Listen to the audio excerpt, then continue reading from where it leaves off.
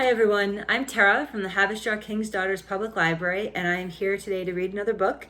Today's book is The Big Orange Splot by Daniel Pinkwater, and I am reading this book with permission from Scholastic Inc.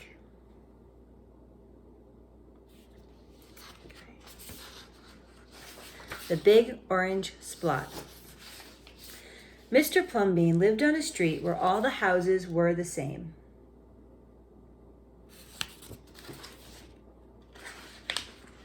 He liked it that way. So did everybody else on Mr. Plumbean's street. This is a neat street, they would say. Then, one day,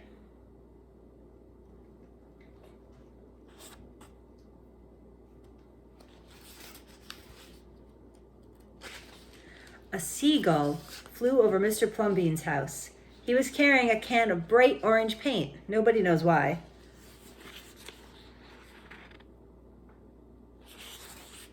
And he dropped the can, nobody knows why, right over Mr. Plumbean's house.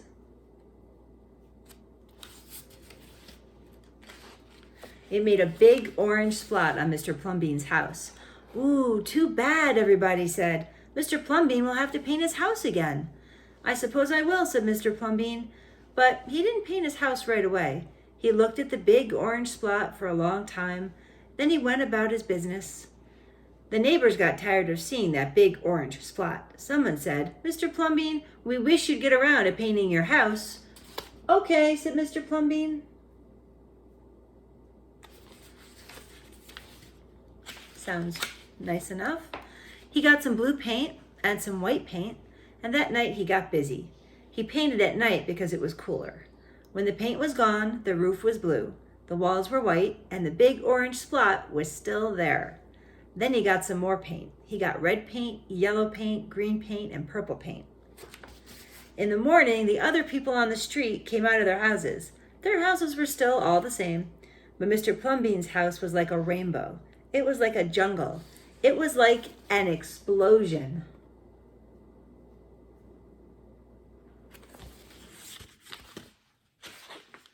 There was the big orange spot, and there were little orange spots. There were stripes, there were pictures of elephants and lions and pretty girls and steam shovels.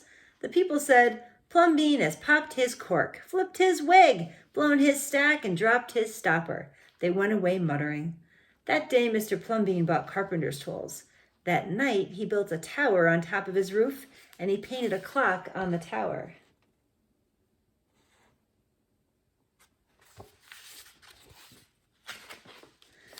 The next day, people said, Plumbean has gushed his mush, lost his marbles, and slipped his hawser.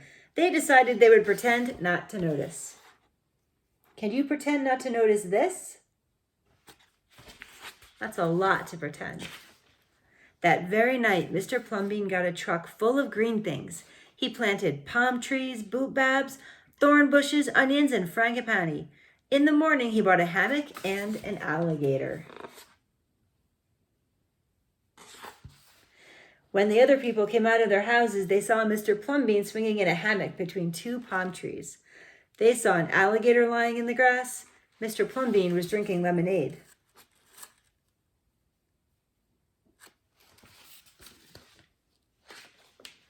Plumbean has gone too far. This used to be a neat street. Plumbean, what have you done to your house? The people shouted. My house is me, and I am it. My house is where I like to be, and it looks like all my dreams, Mr. Plumbean said. The people went away. They asked the man who lived next door to Mr. Plumbean to go and have a talk to him.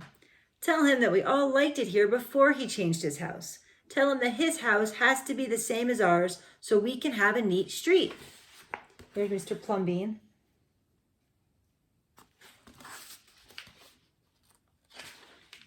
The man went to see Mr. Plumbean that evening.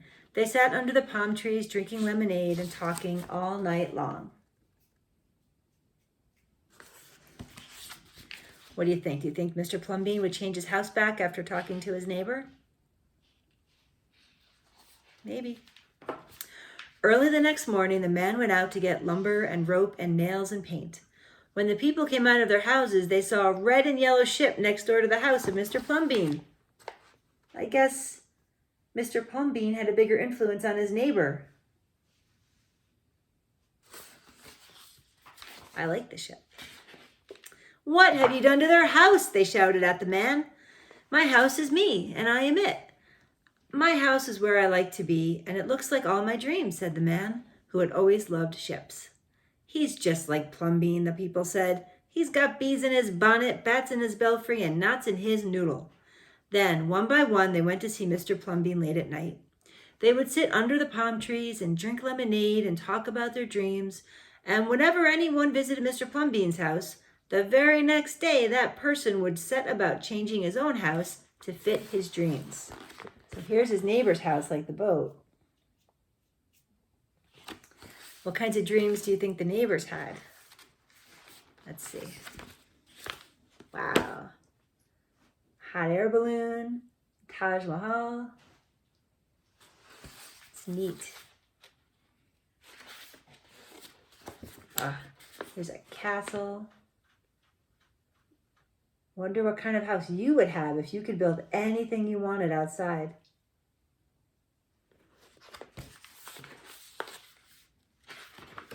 Whenever a stranger came to the street of Mr. Plumbean and his neighbors, the stranger would say, "This is not a neat street." Then all the people would say, "Our street is us, and we are it. Our street is where we'd like to be, and it looks like all our dreams."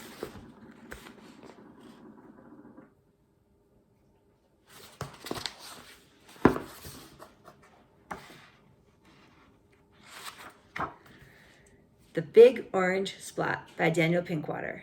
I hope you guys are all doing well, staying and staying home. Talk to you later. Bye.